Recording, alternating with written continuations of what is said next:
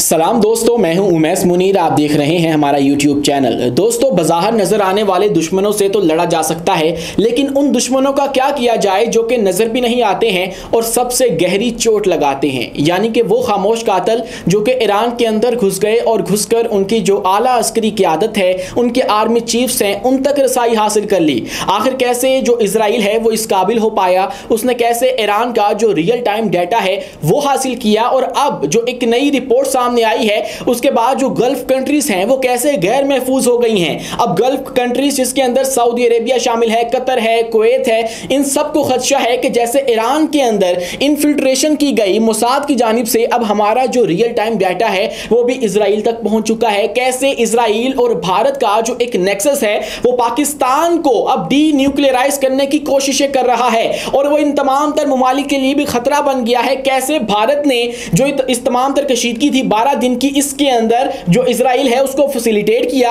और उससे पहले जो पाकिस्तान के खिलाफ भारतीय जारहियत है उसके अंदर इसराइल ने कैसे भारत को जो है वो फैसिलिटेट किया और पाकिस्तान के खिलाफ जारहियत की गई। आज की वीडियो में तमाम तफसीलात आपके सामने रखेंगे, लेकिन उससे पहले हमारी आपसे 10 गुजारिश है कि इस चैनल को लाइक कीजिए, सब्सक्राइब कीजिए और बेल आइकन को लाजमी दबा दीजिए ताकि हर नई आने वाली वीडियो आप तक बर वक्त पहुंच सके। दोस्तों, आगे बढ़ने से पहले जिक्र कर लेते हैं जो ईरान की 408 किलोग्राम की यूरेनियम है उसका, जिसके हवाले से अभी तक क्या सराहियां की जा रही हैं कि आखिर वो गई तो गई कहां पर। वो एक मुअम्मा बनकर रह गई है, क्योंकि जो इंटरनेशनल एनर्जी एजेंसी है उसने ये दावा किया था, एटॉमिक एनर्जी एजेंसी ने, कि जो ईरान है उसने 408 किलोग्राम के करीब जो अपनी यूरेनियम है, और वो यूरेनियम जो कि 60% तक अफजुर्दा कर ली गई है, यानी कि ये वो मकदार है जिसके जरिए ईरान जो है वो एटमी ताकत बन सकता है। अब वो यूरेनियम जो है वो अचानक से गायब हो गई, लेकिन अमेरिका का ये क्लेम है कि हमने वो तमाम तर जो सलाहियत थी ईरान की उसको पस्त कर दिया है, उसको खत्म कर दिया है, मतलब उसको टोटली जो है वो न्यूट्रलाइज कर दिया है। अब ईरान से हमें कोई खतरा नहीं है। लेकिन कुछ जराए जो हैं वो आलमी जराए वो ये भी बताते हैं कि जब अमेरिकी हमला होने वाला था उससे चंद घंटे पहले जो ईरान के अंदर नकलो हरकत हुई उसके अंदर देखा गया कि जो फोर्डो न्यूक्लियर प्लांट है उससे चंद जो ट्रक हैं वो निकले और वो जाकर जो इस्फहान है वहां पर रुके, और वहां पर एक पहाड़ी है, उस पहाड़ी के अंदर वो जो यूरेनियम है बताया जा रहा है कि उसके अंदर हो सकता है कि वो अफजुर्दा करके रख ली गई हो। ये पहाड़ी कौन सी है, ये कहां पर वाक़ई है और इसकी लेंथ कितनी है? क्या अमेरिका अगर अब हमला करे तो उसके पास इतनी सलाहियत मौजूद है कि उस पहाड़ी के अंदर मौजूद यूरेनियम को हिट किया जा सकता है, उसको नुकसान पहुंचाया जा सकता है? क्योंकि ये वो वाहिद जो है वो हथियार मौजूद है ईरान के पास जिससे इसराइल भी डरता है और अमेरिका भी लर्ज उठता है इस नाम से, इस दावे से कि ईरान एक एटमी ताकत बन चुका है। तमाम तफसीलात आपके सामने रखेंगे इसी वीडियो के अंदर, लेकिन दोस्तों उससे पहले जो एक अहम तरीन डेवलपमेंट हुई है, एक शॉकिंग रिपोर्ट सामने आई है, उसका जिक्र कर लेते हैं। और वो रिपोर्ट जो है वो इंतहाई क्रेडिबल सोर्स जो क्लैश रिपोर्ट है, मुख्तलिफ जो इन तमाम तर मामलात के ऊपर नजर रखता है, उसने ये दावा किया है कि जब ये तमाम तर कशीदगी हुई तो उसके अंदर फिर ईरान के अंदर जो स्पाई नेटवर्क था इसराइल का वो एक्टिव हुआ और उसने ये जो उनके लीडरान हैं उनकी इंफॉर्मेशन शेयर की। उसके अंदर जो तरीकाकार इस्तेमाल किया गया, एक तो जो सुरंगें हैं ईरान के अंदर वो पकड़ी गई थी, उसके बाद दीगर जो जासूस हैं वो पकड़े गए थे। लेकिन अब आपको पता होगा कि ये जो इरा चल रहा है, ये जो दौर है, ये दौर है डेटा वॉर का, मतलब जो इंफॉर्मेशन है, हमारी इंफॉर्मेशन है, ये उसकी जंग है, और मुस्तकबिल में भी ये जो डेटा इंफॉर्मेशन की है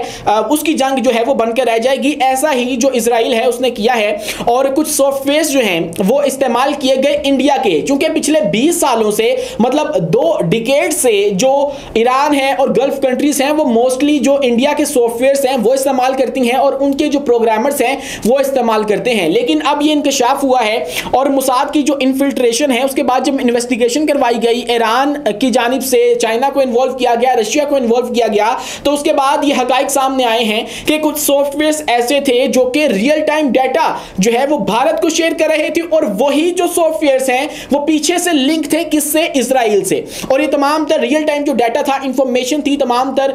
शख्सियात की और वहां के बाशिंदों की, वो शेयर की जा रही थी इसराइल को, जिसको इस्तेमाल करते हुए जो इजरायली मोसाद है उसने ना सिर्फ ईरान को हिट किया बल्कि ऐसा हिट किया कि उनकी जो आला अस्करी क़यादत है वो पहले ही हमले के अंदर कत्ल कर दी गई थी। उसके बाद जाकर ईरान जो है वो मुहतात हुआ है और उसने अपने अंदर जो घुसपैठिए थे उनको पकड़ना शुरू किया, और तकरीबन 700 के करीब जो गिरफ्तारियां हैं वो कल के रोज तक अमल में लाई जा चुकी थी और उनकी बेस के ऊपर जो है वो अब डिटेक्ट किया जा रहा है कि कौन इजरायली मोसाद से कनेक्ट है, कैसे कैसे इन्होंने तरीकाकार को इस्तेमाल करके, किन किन हरबों को इस्तेमाल करके हमें जो है वो हिट किया है। लेकिन ये स्टोरी जो है वो ईरान के लिए तो थी ही थी, लेकिन इसने जो गल्फ कंट्रीज हैं जिनके अंदर सऊदी अरेबिया शामिल है, कुवैत है, कतर है, इनको भी बहुत बुरी तरह से हिट किया है। और वो इस तरह से क्योंकि जहां पर ईरान ये सॉफ्टवेयर इस्तेमाल कर रहा था, वहीं पे ये जो कुवैत, सऊदी अरेबिया और यूएई इवन के वो भी ये तमाम सॉफ्टवेयर्स को इस्तेमाल कर रहे थे। और अब भारत ने इनको भी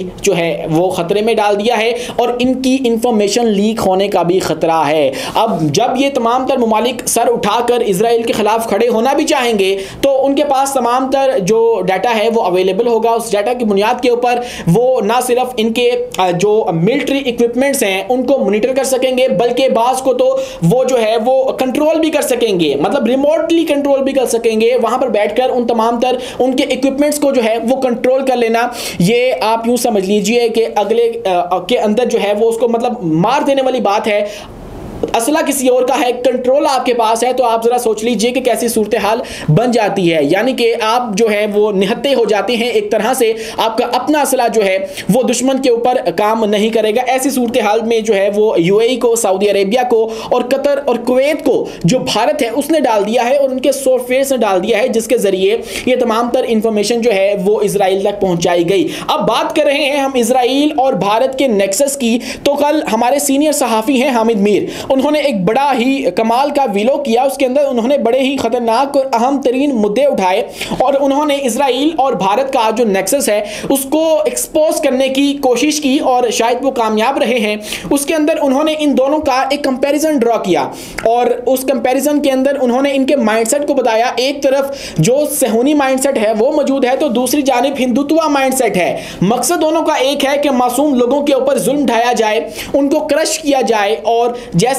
गजा है वैसे ही कश्मीर को ट्रीट किया जाए, वहां पर भी गजा जैसा जो माहौल है वो बनाया जाए। ये मोदी की चाल है। इसी के अलावा उन्होंने जो बहुत अहम तरीन बात जिक्र की वो ये थी कि मीर मिस्री हैं, एक प्रोफेसर हैं, इजरायली प्रोफेसर हैं और इसी के साथ वो farmer deputy minister of defence भी रह चुके हैं इजराइल के। उन्होंने दावा किया था जब ये तमाम तर जंग हो रही थी ईरान और इजराइल की, कि ईरान को खत्म करने के बाद, मतलब उनसे निपटने के बाद, हम लोग जो पाकिस्तान है उसकी जोहरी तवानाई को, उसकी जो जोहरी ताकत है उसको हिट करेंगे, मतलब उसको डी न्यूक्लियराइज करेंगे। तो ये इजराइल का प्लान है और यही मोदी का प्लान है, यही भारत का प्लान है। और इन दोनों का जैसा आपस में नेक्सस है, हमने माजी में देखा जब पाकिस्तान के खिलाफ ऑपरेशन सिंदूर लॉन्च किया गया और उसके जवाब में पाकिस्तान ने फिर ऑपरेशन बुनियाद मरसूस लॉन्च किया, तो उसके अंदर भी इजरायली जो साइंटिस्ट हैं या ड्रोन ऑपरेटर्स हैं वो इजराइल से आए थे और आकर भारत की एयर बेसिस के अंदर मौजूद थे, जिनको पाकिस्तानी मिसाइलों ने हिट किया और फिर बताया गया था उनमें से कुछ जख्मी भी हो चुके हैं। ये भी जो खबर है, अंदरूनी कहानी जो है वो हमारे सीनियर सहाफ़ी हामिद मीर साहब की जानिब से शेयर की गई थी। और यूं ये तमाम तर जो फोर्सेस हैं वो पाकिस्तान को भी डी न्यूक्लियराइज करने की कोशिश जो है वो इस वक्त कर रही हैं और पाकिस्तान भी अगला इनका टारगेट हो सकता है। अब ईरान का मामला हल ना होता और यहां पर इजराइल आकर बैठ जाता तो फिर अगली बारी पाकिस्तान की हो सकती थी, क्योंकि इस खित्ते के अंदर बाकी ममालिक को तो जो इजराइल है वो हैंडल कर सकता है, उनको जो है वो अपनी बात मनवा सकता है, लेकिन पाकिस्तान को जो है वो नहीं मनवा सकता था, क्योंकि यहाँ की आवाम जो है वो कभी भी इजराइल के साथ खड़ी नहीं हो सकती है। बाकी ममालिक इर्द गिर्द वाले, अफगानिस्तान, पाकिस्तान, जो भारत है वो, उसके बाद जो चाइना है, वो ऐसे मामलों के अंदर अगर डायरेक्टली उसको हिट ना किया जाए तो वो कूदता नहीं है और इजराइल की इतनी औकात नहीं है कि वो चाइना को हिट करे। लेकिन फिर पाकिस्तान बचता है, पाकिस्तान इनकी बात ना मानता तो फिर जो जंग है वो पाकिस्तान के साथ जो है वो भी शुरू हो सकती थी। लेकिन अब सूरत हाल ऐसी बन चुकी है दोस्तों कि एक तरफ तो पाकिस्तान के खिलाफ महाज जो है वो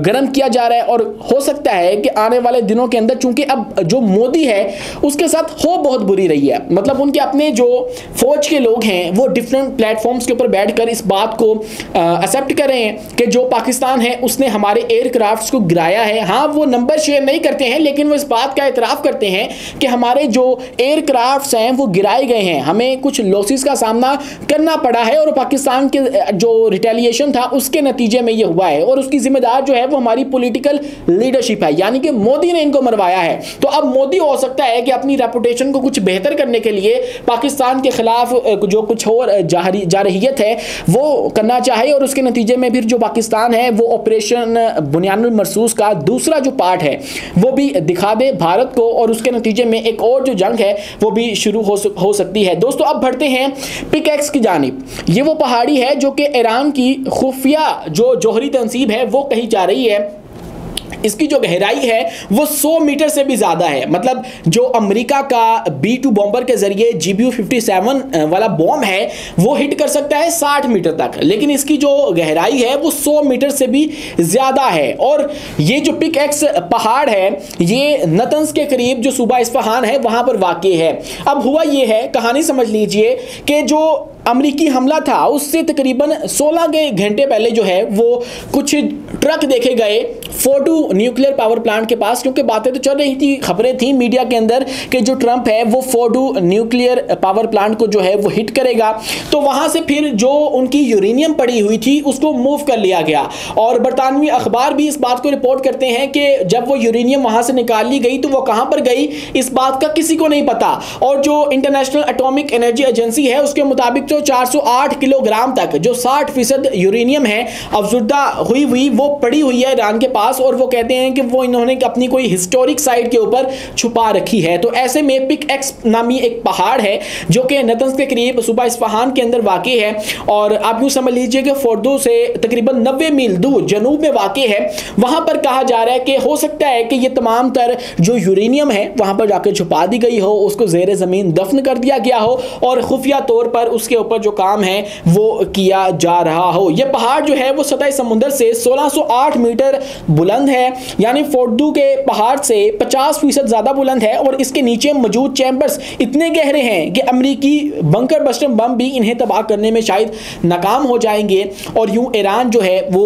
अपनी वाहद जो ताकत है, वाहद जो उसके हवाले से इबहाम है, उसको महफूज रखने के लिए ये कोशिशें जो है वो कर रहा है। लेकिन इस हवाले से अभी तक कोई मुसद्दिका जो इतलात है वो नहीं है। लेकिन एक बात तो वाज़े हो जाती है कि ईरान ने जो अपना न्यूक्लियर प्रोग्राम है उसको बचा लिया है। बहुत सारे जो सोर्सेज हैं वो इस बात को कंफर्म कर रहे हैं। हाँ, ये बात अलग है कि जो वजारत खारजा है ईरान की, उसने इस बात को कह दिया था कि हमारा नुकसान हुआ है, भारी नुकसान हुआ है, हमें जो जौहरी तवानाई है उसके नतीजे में जो है उसकी सेंस के अंदर फॉर्म के अंदर जो है वो बहुत भारी नुकसान उठाना पड़ा है। लेकिन ये जो बयान है ये सियासी भी हो सकता है, जैसे डोनाल्ड ट्रंप जो है वो एक हलबा इस्तेमाल करते हैं, झूठ बोल देते हैं, अगला दुश्मन हरीफ जो है वो आराम से बैठ जाता है। हो सकता है ईरान ने भी यही स्ट्रेटजी अपनाई हो और झूठ बोल दिया हो और खुफिया तौर पर ये तमाम तर जो कार्रवाई है और जो उनका ऑपरेशन है वो चल रहा हो, ज़ेरे ज़मीन वो अपना एटमी प्रोग्राम जो है वो तैयार कर लें, उसके बाद जब वो लॉन्च करें तो उसके बाद ये ताकतें ईरान का मुकाबला नहीं कर सकेंगी।